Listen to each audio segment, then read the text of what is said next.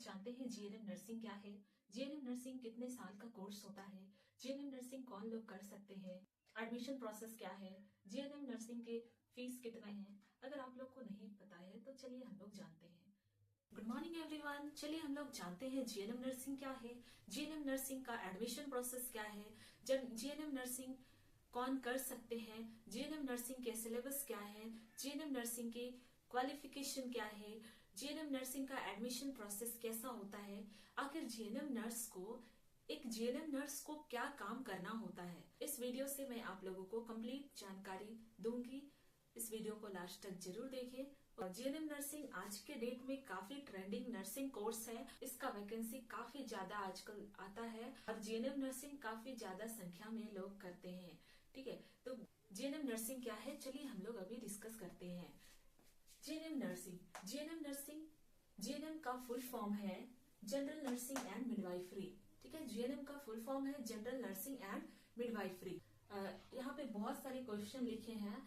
आप लोग के मन में ये अक्सर क्वेश्चन आते हैं कि जीएनएम नर्सिंग क्या है और उससे रिलेटेड बहुत सारे सवाल आते हैं। ठीक है, तो एक एक क्वेश्चन को हम लोग अच्छे से क्लियर करेंगे। मैं आज आप लोगों को सारा चीज बताने वाली हूँ जीएनएम नर्सिंग के बारे में। यहाँ पे देखिए पहला क्वेश्चन, जीएनएम का कोर्स क्यों अच्छा होता है। ठीक है, मैं यहाँ पे बता दूं जीएनएम का कोर्स क्यों अच्छा होता है, क्योंकि जो जीएनएम के अलावा बीएससी नर्सिंग का कोर्स होता है बैचलर डिग्री, और जीएनएम का कोर्स ये एक डिप्लोमा कोर्स है। बीएससी नर्सिंग का जो कोर्स होता है उसमें इंटरमीडिएट साइंस वाले स्टूडेंट ही बीएससी नर्सिंग करते हैं, लेकिन जबकि जीएनएम नर्सिंग में कोई ऐसा रिस्ट्रिक्शन नहीं है। आप कोई भी सब्जेक्ट से इंटरमीडिएट किए हो, आप आसानी से जीएनएम नर्सिंग कॉलेज में एडमिशन ले सकते हैं। ठीक है, तो जीएनएम नर्सिंग ये इसमें कोई रिस्ट्रिक्शन नहीं होता है, कोई भी एडमिशन ले सकते हैं, आपको आसानी से एडमिशन मिल जाएगी। और हम लोग बात करेंगे कि आज के डेट में जीएनएम नर्सेस का हॉस्पिटल में बहुत ही ज्यादा मांग है। नर्स क्लिनिकली काफी स्ट्रांग होते हैं, क्लिनिकल फील्ड में काफी एक्सपीरियंस्ड होते हैं, तो जीएनएम नर्स का हॉस्पिटल फील्ड में काफी मांग होता है। ये आपके लिए बहुत ही अच्छा अपॉर्चुनिटी हो, अपने ऑक्यूपेशन फील्ड में अपने आप को एक्सप्लोर कर सको। जीएनएम नर्स को क्या काम करना होता है। जीएनएम नर्स, यहाँ पे मैं बात कर रही हूँ, सारे नर्स को एक ही काम करना होता है, पेशेंट का केयर करना। मेन ऑब्जेक्टिव है, मेन काम है पेशेंट का केयर करना। तो एक जीएनएम नर्स भी क्या करती है, पेशेंट का केयर करती है। डॉक्टर्स पेशेंट के पास आते हैं, विजिट करते हैं, उनके सारे प्रॉब्लम्स को सुनते हैं, और डॉक्टर्स क्या करते हैं, उनके प्रिस्क्रिप्शन स्लिप में मेडिसिन लिखकर चले जाते हैं, जितने भी केयर है वो भी लिखकर चले जाते हैं। लेकिन एक जीएनएम नर्स 24 घंटा तक, डेली 24 घंटा एक जीएनएम नर्स ही क्या करती है, पेशेंट को केयर प्रोवाइड करती है, उसके साथ रहती है, उनको मेडिकेशन देना, उनको केयर करना, सारा केयर करने का काम एक जीएनएम नर्स करती है। ठीक है, तो एक जीएनएम नर्स एक सेवा का काम करती है, और सेवा का काम करना तो अच्छी बात है। अगर लोग किसी की सेवा करते हैं तो उसको अच्छा फल मिलता है। ठीक है, आप लोग ये जानते हैं। और नर्स एक ऐसा काम है पेशेंट का केयर करना। ठीक है, तो ये पेशेंट का केयर करना एक अच्छा काम है। किसी की आप मदद कर रहे हैं, हेल्पलेस पेशेंट की हेल्प कर रहे हैं, और ये एक अच्छा काम है। नेक्स्ट सवाल है यहाँ पे, एडमिशन क्वालिफिकेशन क्या होना चाहिए। कोई स्टूडेंट सोच रहे हैं कि जीएनएम नर्सिंग में मैं एडमिशन ले लूं, तो उसके लिए क्वालिफिकेशन क्या होना चाहिए। आपको ये जानना जरूरी है कि क्वालिफिकेशन क्या है। ठीक है, तो यहाँ पे देखिए, आप 10+2 किए हैं विथ इंग्लिश सब्जेक्ट। इंग्लिश होना चाहिए, ठीक है, कंपलसरी है, और इंग्लिश सब्जेक्ट तो हर इंटरमीडिएट में ऐड होता ही है। ठीक है, एंड एग्रीगेट मार्क्स आपका 40% होना चाहिए।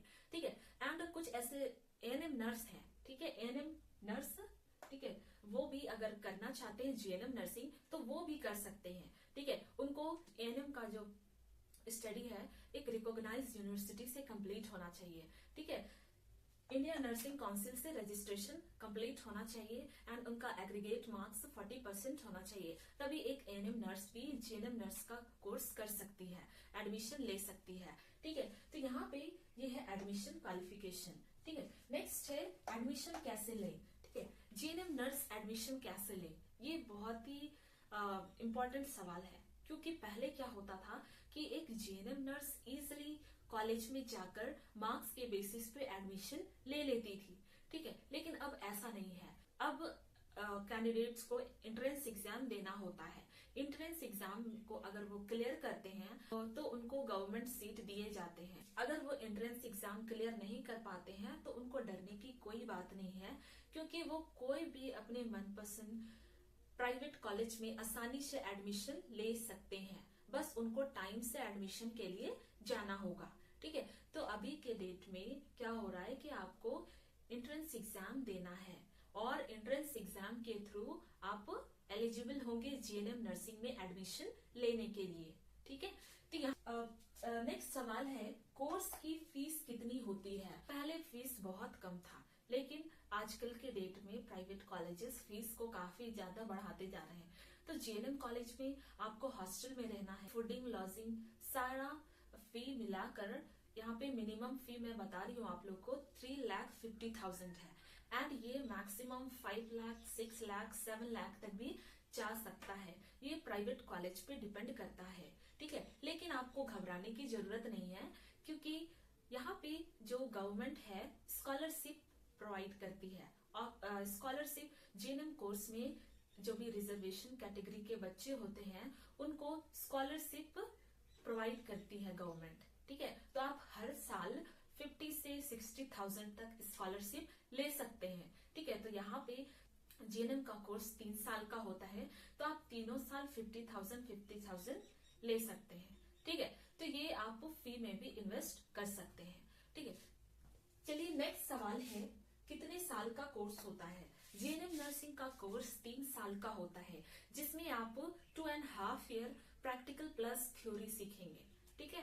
कंप्लीटली आप थ्योरी और प्रैक्टिकल में फोकस करेंगे। लास्ट के जो 6 मंथ होते हैं उसमें आपको इंटर्नशिप के लिए भेज दिया जाता है। एज अ इंटर्न आप कहीं काम करते हैं हॉस्पिटल में, तो आपको 6 मंथ के इंटर्नशिप सर्टिफिकेट दिए जाएंगे। उसके बाद आप इसमें आकर फाइनल एग्जाम दे सकते हैं, ठीक है। नेक्स्ट है यहाँ पे नेक्स्ट सवाल है, कोर्स कौन कर सकता है? ठीक है, तो ये सवाल कोर्स कौन कर सकता है, अक्सर लोग सोचते हैं जीएनएम नर्स एक लड़की ही होती है, लड़कियां ही नर्स बन सकती है, लेकिन ऐसा नहीं है। मेल नर्स भी आपको हॉस्पिटल में आज के डेट में काफी देखने को मिलेंगे, मेल नर्स भी होते हैं, ठीक है। तो यहाँ पे मेल और फीमेल दोनों नर्सिंग कर सकते हैं, ठीक है। उनके लिए कोई रिस्ट्रिक्शन नहीं है, मेल और फीमेल दोनों कैंडिडेट नर्सिंग का कोर्स कर सकते हैं, ठीक। सैलरी कितनी मिलती है? अगर आप जीएनएम नर्सिंग का कोर्स कंप्लीट कर लेते हैं तो आपको सैलरी कितनी मिलेगी?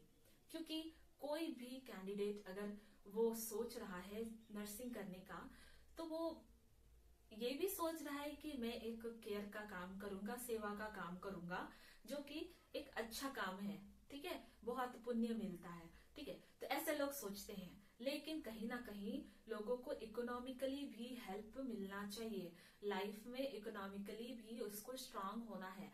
तो जीएनएम कोर्स आपको इकोनॉमिकली भी स्ट्रांग करता है। इसके सैलरी काफी अच्छे हैं, बहुत अच्छे हैं, ठीक है। आप प्राइवेट हॉस्पिटल में अगर काम करते हैं 15,000 20,000 से आपको स्टार्टिंग सैलरी मिलेगी और ये 30,000 तक जा सकता है। लेकिन आप गवर्नमेंट एग्जाम क्लियर करते हैं तो आपको 60, 70, 80,000 1 लाख तक भी जा सकता है आपका सैलरी। तो सैलरी पैकेज बहुत ही अच्छा होता है और जीएनएम के जो वैकेंसी है काफी ज्यादा संख्या में निकलती है। कोई भी गवर्नमेंट हॉस्पिटल में जीएनएम नर्स की काफी मांग होती है, इसीलिए आप जीएनएम नर्सिंग करना चाहते हैं तो ये आपके लिए फ्यूचर में बहुत ही अच्छा अपॉर्चुनिटी देगी। नेक्स्ट है एज लिमिट क्या होता है? एज लिमिट की अगर बात करें तो मिनिमम एज 17 ईयर होता है एंड मैक्सिमम ईयर 35 ईयर होता है। एज में काफी रिलैक्सेशन दिया गया है कि आप 35 ईयर्स तक भी जीएनएम नर्सिंग कर सकते हैं और मिनिमम एज है 17 ईयर्स। ऐसे कंटिन्यूअस स्टूडेंट है, ठीक है। तो यहाँ पे अगर हम लोग बात करें कि कंटिन्यूअस स्टूडेंट है, इंटरमीडिएट 18 ईयर्स 17 ईयर्स में कंप्लीट कर ही लेते हैं, ठीक है। तो यहाँ पे आपके पास बहुत ही अच्छा अपॉर्चुनिटी है कि आप डायरेक्ट इंटरमीडिएट कंप्लीट करें, चाहे आप कोई भी स्ट्रीम से हो, साइंस से, आर्ट्स से, कॉमर्स से, कोई भी स्ट्रीम है आपका इंटरमीडिएट में, आप आसानी से जीएनएम नर्सिंग में एडमिशन ले सकते हैं, ठीक है। तो ये आपके पास बहुत ही अच्छा अपॉर्चुनिटी है। ठीक है, नेक्स्ट यहाँ पे देखिए सिलेबस क्या होता है। सिलेबस का डिस्कशन हम लोग नेक्स्ट वीडियो में करेंगे। ठीक है, तो यहाँ तक आप लोगों को क्लियर होगा। मैं आशा करती हूँ कि आप लोगों को जीएनएम नर्सिंग के बारे में काफी जानकारी मिल गई होगी। अगर जीएनएम नर्सिंग से रिलेटेड कुछ और सवाल है, अगर जीएनएम नर्सिंग से रिलेटेड आपका कोई भी सवाल है तो आप कमेंट कर सकते हैं।